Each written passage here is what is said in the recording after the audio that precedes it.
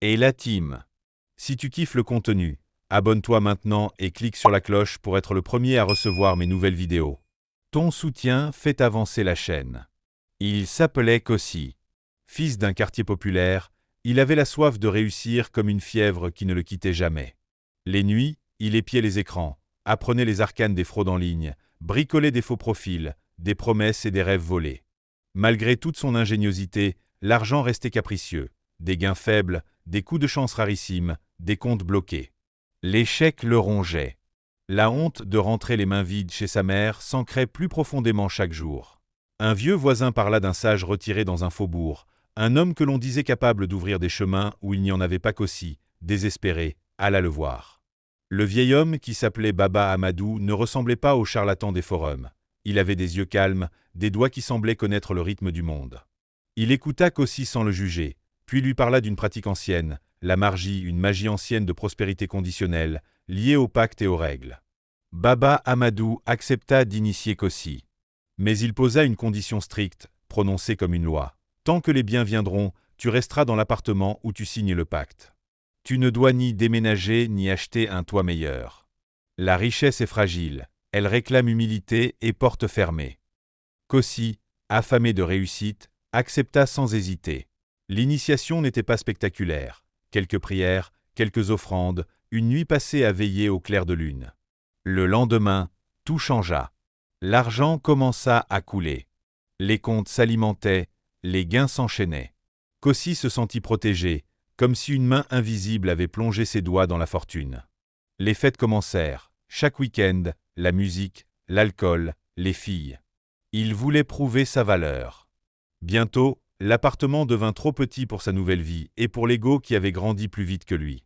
La tentation prit forme d'une maison aux volets blancs, située sur une rue qui portait des noms d'avenir. Kossi se dit qu'un toit meilleur scellerait sa réussite. Il acheta la maison en secret, brisa la règle. Les premiers mois, la fortune sembla ignorer la transgression. Mais les portes qu'il croyait solides craquèrent. Baba Amadou revint, triste et implacable. « Tu as rompu le pacte, dit-il. La margie t'a donné, mais elle réclame un contrepoids. Si tu veux conserver ce que tu as volé au hasard, il faudra payer, non pas en argent, mais en essence de l'homme que tu es. » Kossi, sûr que tout se résoudrait par un autre tour de passe-passe, accepta encore. Le vieillard imposa un sacrifice terrible. Renoncer à sa virilité, non décrit ici dans le détail, un acte symbolique et concret à la fois, censé lier sa force vitale à la prospérité. De plus, une règle étrange. Il devait dormir chaque nuit la porte de sa chambre ouverte, exposé, vulnérable. Après le sacrifice, la richesse prit un tour plus aigu. Marché, gain, invitation, respect superficiel. Mais l'âme de Kossi avait changé. Privé d'une part intime de lui-même et obligé de dormir la porte ouverte, il ne trouva jamais plus le repos. Les nuits, il entendait des chuchotements sous le plancher, des revendications muettes, peut-être les esprits, peut-être son propre remords. Les relations véritables s'enfuirent. On l'entourait de compagnons de fête, non d'amis. Les femmes auxquelles il donnait tout ne restait pas. La solitude s'y glissait comme de l'eau froide. Les voisins murmurèrent que la maison était maudite. De petits malheurs s'enchaînèrent. Une arnaque qui se retourna contre lui, un compte effacé, une dette inattendue. Kossi, pris de panique, retourna voir Baba Amadou pour supplier un moyen de reprendre le contrôle. Le vieil homme, cependant, n'était plus le même. Le temps l'avait rongé, et la margie, disait-on, réclame toujours un prix. « Tu as voulu la voie facile, » murmura-t-il. « Aucun chemin sans perte n'est durable. » Le dernier hiver arriva plus tôt dans leur histoire. Les bénéfices fondaient avec la même rapidité que l'honneur. La maison, vide de chaleur humaine, devint palais de papier. Kossi sombra, buvant pour oublier la porte ouverte et les ombres qui y passaient. Une nuit, une pluie violente s'abattit, le toit geignit, et quelqu'un ou quelque chose brisa une vitre. Le bruit réveilla les fantômes d'erreurs passées. Kossi se leva, essaya de courir, mais ses forces le trahirent. Il tomba, seul, sous la lumière grise de l'aube. Baba Amadou apprit la nouvelle dans le souffle du vent. Il se rendit à la maison, monta l'escalier qui avait vu tant de fêtes et de mensonges. Devant le corps, il resta un long moment silencieux. La margie avait rendu ce qu'elle avait promis, et repris ce qu'elle avait voulu.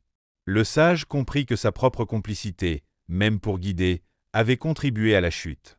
Quelques jours plus tard, il s'assit sous un manguier, ferma les yeux, et s'en alla aussi, comme s'il cherchait une expiation.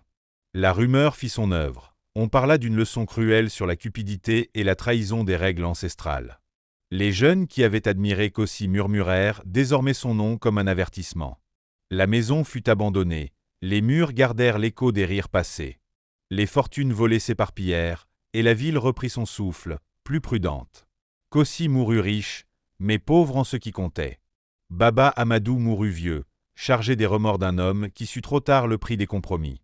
Leur histoire resta, dans les mémoires du quartier, un conte amer. La réussite obtenue par la voie courte peut briller un instant, mais si elle exige l'oubli de soi et la transgression des lois, elle finit toujours par consumer celui qui croyait l'avoir domptée.